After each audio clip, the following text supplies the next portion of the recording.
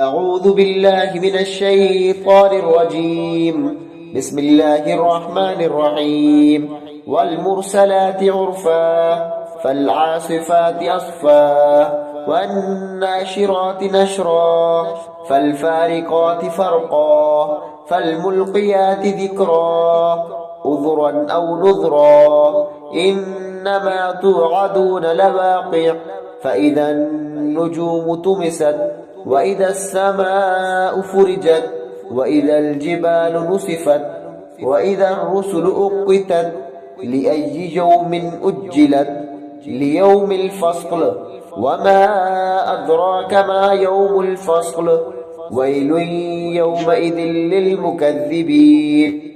ألم نهلك الأولين ثم نتبعهم الآخرين كذلك نفعل بالمجرمين ويل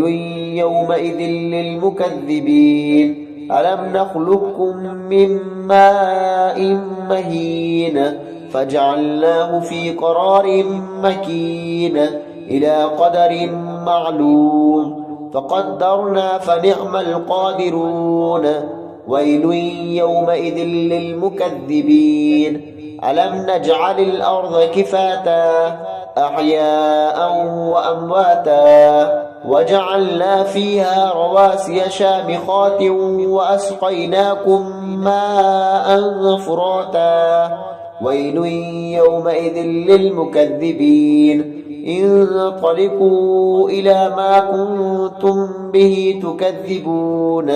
انطلقوا إلى ظل ذي 3 شعب لا ظليل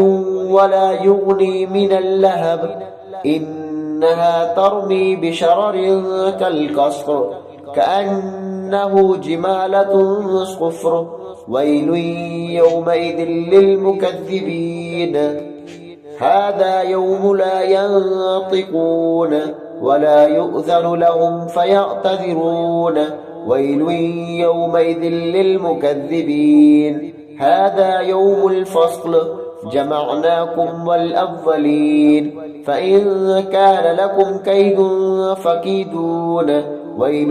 يومئذ للمكذبين إن المتقين في ظلال وعيون وفاكهة مما يشتهون كلوا واشربوا هنيئا بما كنتم تعملون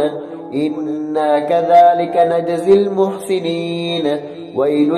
يومئذ للمكذبين كلوا وتمتعوا قليلا إنكم مجرمون ويل يومئذ للمكذبين وإذا قيل لهم اركعوا لا يركعون ويل يومئذ للمكذبين فبأي حديث بعده يؤمنون صدق الله العظيم.